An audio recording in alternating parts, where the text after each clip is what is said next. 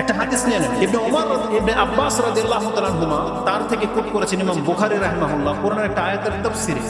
তিনি বলেছেন, কানা আহলুল ইয়ামান ইয়াহুজ্জুনা ওয়া লা ইয়াতাযাওয়াদুন। ইয়ামানবাসী তারা হজ করতে আসতো কিন্তু পাথেয় গ্রহণ করতো না, মানে সাথে টাকা পয়সা নিয়ে বেরোতো না, কি খাবে কি পরবে এগুলো নিয়ে বেরোতো না, শুধু নিজের বডি নিয়ে বেরিয়ে যেত। তারা বলতো আমরা হজে যাচ্ছি, এবং তাদেরকে জিজ্ঞেস করলে তারা বলতো ওয়ায়াকুলুনা নাহনু মুতাওয়াক্কিলুন, আমরা হলাম আল্লাহর উপরে ভরসাকারী জাতি, মানে আল্লাহর উপরে ভরসা করা ব্যক্তি। তারপর তারা কি করতো, ফাইজা কাদিমু মক্কাতা, মক্কাতে যখন পৌঁছে যেত সাআলুন নাস, কিন্তু মানুষের কাছে চেয়ে বেড়াতো, কারণ এখন তো নাই তো কিছু, লগে তো কিছু নিয়ে আসে নাই।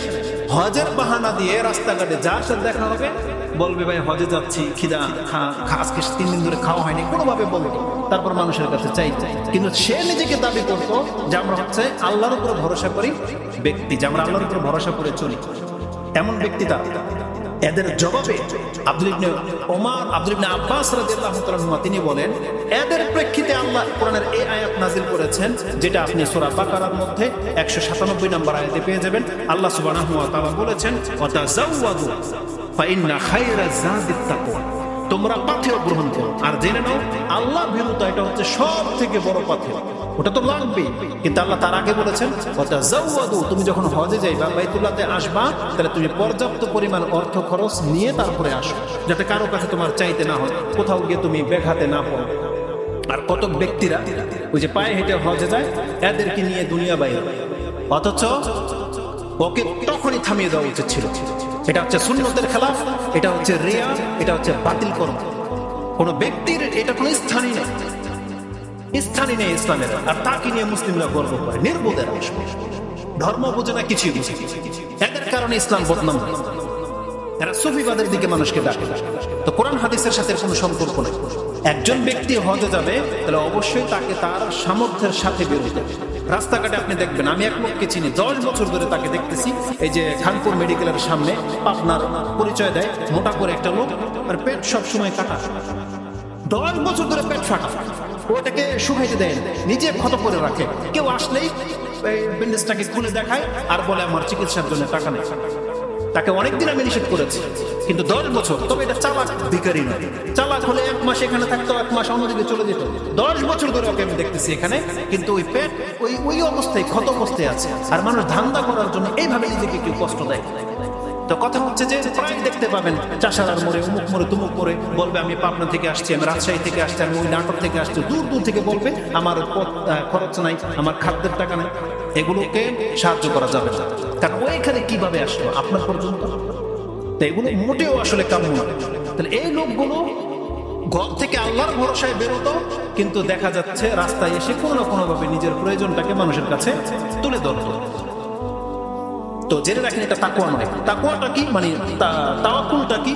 রাসূলুল্লাহ সাল্লাল্লাহু আলাইহি ওয়াসাল্লাম থেকে যেটা আমরা জানতে পাই, যে তাওয়াক্কুল হচ্ছে না একজন বান্দা তার ক্ষমতার সবটুকু সে প্রয়োগ করবে, সবটুকু প্রয়োগ করবে, তারপরে সে মাঠে নামবে, এখন আল্লাহ সুবহানাহু ওয়া তাআলার উপর ভরসা করে সে চলবে।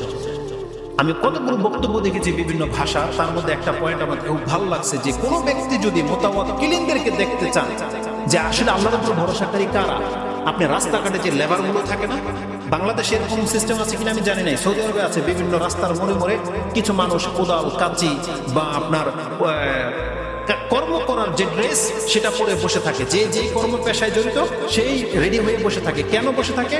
যে যাদের কাজের প্রয়োজন তারা আমাদেরকে ডেকে নেবে। এরা হচ্ছে মুতাওয়াক্কিল, এরা ঘরে বসে থাকে নাই, আর জানেও না যে আজকে আমি কাজ পাবো কি পাবো না, কিন্তু ঘর থেকে ফজরের সময় বেরিয়ে গেছে, রাস্তায় এসে বসে আছে যে আল্লাহ চাইলে আজকে আমি ইনশাল্লাহ কোনো কাজ পাবো, আর কাজ করে আমি বাসায় ফিরে। বড় শাখা। কিন্তু আমাদের যাদের চাকরি রেডি, তারা তো জানে যে আমার চাকরি রেডি।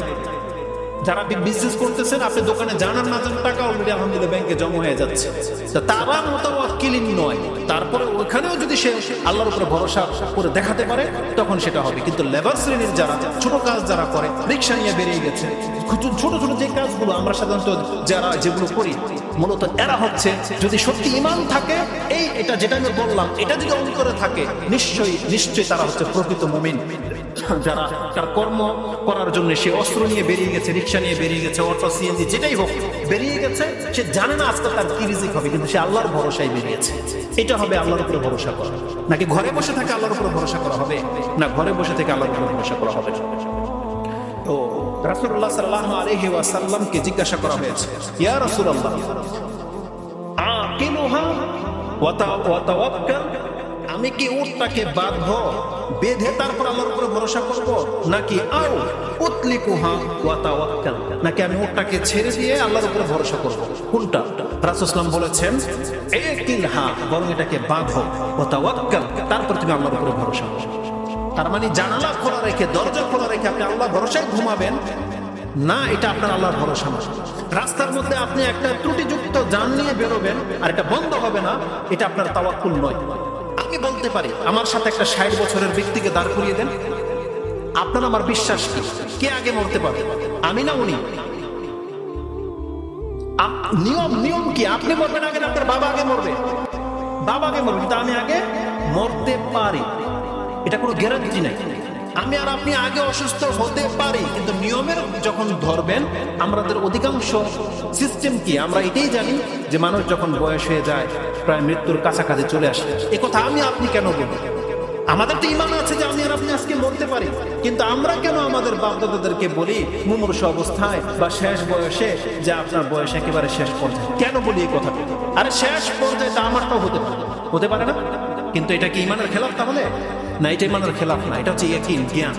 সাধারণত মানুষ বয়স হতে হতেই মরে যায়, আর এটা তার মরে যাওয়ার শেষ স্টেজে চলে আসছে।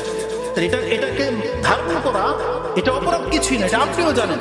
তাহলে জীবনের যেই কোনো ক্ষেত্রে আপনি আপনার সর্বোচ্চ চেষ্টাটা করবেন, করার পরে আপনি যেখানে থেমে যাবেন আর কিছু করার নাই আপনার, তখন আপনি আল্লাহর উপর ভরসা করবেন। আপনি অনেক টাকা দিয়ে অনেক বড় একটা বিল্ডিং বানিয়েছেন, আপনার ক্ষমতা শেষ, যত রকমের ইঞ্জিনিয়ারিং আছে আপনি প্ল্যান করেছেন, বাস্তবায়ন করেছেন, কিন্তু এটা টিকিয়ে রাখার দায়িত্ব কার? আল্লাহ। কিন্তু আপনি যদি ওই লোকের মতো করি, তাহলে আপনি স্ট্যাটাস কেন দেন যে আমাদের সরকারের কিছু কর্মকর্তারা রডের জায়গায় বাঁশ ঢুকায়? আপনি সেই ভিডিও কেন পোস্ট করেন? আল্লাহ চাইলে তো বাঁশের রাস্তা টিকে থাকবে।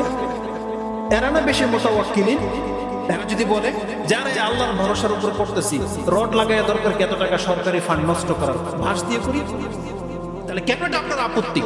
কেন একটা ইমারতের মধ্যে আপনি স্টিল লাগান কেন, যেখানে বাঁশ দিয়ে 5 তলা হয়ে যাচ্ছে? তাহলে আমাদেরকে যারা মন্তব্য করে তারা আসলে কেন করে জানি না, কি তাদের উদ্দেশ্য?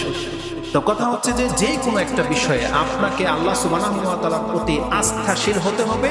কখন? যখন আপনার সমস্ত ক্ষমতা আপনি কাজে লাগিয়ে ফেলেছেন, এরপরে আপনার আর কোনো প্রচেষ্টা করার কিচ্ছু নাই। তারপর আল্লাহর উপরে ভরসা করলেই যে আপনি বেঁচে যাবেন তাও না, এর নজির আছে ইনশাআল্লাহ। প্রত্যেকটা পয়েন্ট নিয়ে আলোচনা করা হবে যে মুহাম্মদুর রাসূলুল্লাহ সাল্লাল্লাহু আলাইহি ওয়াসাল্লামের মতন ব্যক্তি বর্ম পরে যুদ্ধের ময়দানে নেমেছিলেন, বর্ম পরে, কিন্তু তার বর্ম কি তাকে বাঁচাতে পেরেছিল? তার হেলমেট কি তার মাথাকে বাঁচাতে পেরেছিল? বরং সেই হেলমেট আঘাতের কারণে দেবে তার মাথা মুবারকের মধ্যে ঢুকে গিয়েছিল। রাসূল সাল্লাল্লাহু আলাইহি ওয়াসাল্লামের দন্ত মুবারক ভেঙে গিয়েছিল সেই হেলমেটের কড়া ঢুকে গিয়ে, সেটাই বাঁচতে পারেনি। কিন্তু আল্লাহ সুবহানাহু ওয়া তাআলা তাকে এরকম কষ্ট দিয়েছেন কেন? আমাদেরকে শিক্ষা দেওয়ার জন্য যে আল্লাহর ফয়সালা যেটা হয়ে আছে সেটা তো হবেই বান্দা, কিন্তু তুমি মোটরসাইকেল নিয়ে বেরোলে তোমাকে হেলমেট পরেই বেরোতে হবে, কিন্তু হেলমেট তোমাকে বাঁচাতে পারে না। পরার পরে তুমি বলবো যে আল্লাহই বাঁচাবে, কিন্তু আল্লাহ যেটা আমাকে সাবাব গ্রহণ করতে বলেছে এই জন্য আমি করবো। তারপরে হেলমেটের পরীক্ষা করতেও দেখা যাচ্ছে যে একটা 200 টাকা দামের হেলমেট, একটা 2000 টাকা দামের হেলমেট নিয়ে হাতুড় দিয়ে বাড়ি দিয়ে দেখাচ্ছে যে এই যে এটার রেজাল্ট কি, এটার রেজাল্ট। তাহলে এটা দেখার পরে আপনি কেউ 200 টাকা দামের হেলমেট পরবেন? তার মানে চাক্কার তলে গেলে তো এটা ফেলে দিতে পারে, স্বাভাবিক। আর আপনি যদি কোন না আল্লাহ বাঁচাইলে, তাহলে আমি একটা তরমুজ কেটে, ওই যে মাঝে মাঝে টিকটক দেখায় না, তরমুজ কেটে হেলমেট বানাই আপনার রাস্তায় যায়, গ্রামে হয়তো খাবেন না, কিন্তু আপনার মাথা বাঁচাতে পারবে না তরমুজে। ইসলামকে শিখতে হবে, বুঝতে হবে, আপনি একঘেয়েমি করবেন। তো কথা হচ্ছে যে আমাদেরকে কোরআন সুন্নাহর যে ভাষ্যগুলো আছে সেগুলো নিজের জীবনে আনতে হবে এবং শিক্ষা নিতে হবে মুহাম্মদুর রাসূলুল্লাহ সাল্লাল্লাহু আলাইহি ওয়াসাল্লামের কাছ থেকে এবং সাহাবায়ে কেরামদের কাছ থেকে। আমাদের সালাফ তারা যেভাবে বিষয়গুলো বুঝেন সেইভাবে আমাদেরকে শিক্ষা দিয়ে থাকেন। আর এটা হচ্ছে তাওহীদের একটা ব্যাপার। অবশ্যই অন্তরে যেন এই ক্ষেত্রে কোনো রকমের ঘাটতি যেন আমাদের না থাকে, তাহলে কিন্তু আমাদের ইমানে ত্রুটি হয়ে যাবে। এই জন্য আবারও বলি, তাওয়াক্কুল করা এটা ইমানের দাবি, এটা মুমিনদের গুণ, কিন্তু তাওয়াক্কুল হতে হবে আপনার ক্ষমতার শেষ হয়ে যাওয়ার পর। আপনি সব কিছুর প্রচেষ্টা করবেন। তাওয়াক্কুল দিয়ে আমাদের একজন শেখ এইভাবে বুঝিয়েছেন, যদি আপনি যেই ধারণায় বিশ্বাসী এটা যদি হয়, তাহলে পানির গ্লাস ওখানে টেবিলে আছে, আপনি সেটা হাত দিয়ে ধরবেন না। আল্লাহ চাইলে এই পানি উড়ে এসে আপনার মুখে ঢুকবে। এটা করে কেউ? এটা করে না। তাহলে পানির গ্লাস যেহেতু আপনাকে হাত দিয়ে ধরে মুখে উঠাতে হয়, এটা যেহেতু আল্লাহ করে দেয় না, তাহলে ওই পানিটাও আপনাকে সংগ্রহ করতে হবে। এটা হচ্ছে ঈমান এবং এটা হচ্ছে তাওয়াক্কুল। আপনি পানির কলস নিয়ে বেরিয়ে যান আল্লাহ ভরসায়, তারপরে খুঁজেন পানি কোথায় আছে, এটা হবে তাওয়াক্কুল। কিন্তু ঘরে বসে আপনার পানির মটকা কলস ভরে যাবে না, এটা আপনাকে মাথায় রাখেন। আল্লাহ সুবহানাহু ওয়া তাআলা আমাদেরকে হক কথা বলার, বোঝার এবং সে অনুযায়ী আমল করার তৌফিক দান করুন। আমিন। আকুলু লিকাউলি হাযা আস্তাগফিরুল্লাহ লি ওয়া লাকুম ওয়া লিসাইরিল মুসলিমিন ফাস্তাগফিরু ইন্নাহু হুয়াল গফুরুর রাহিম।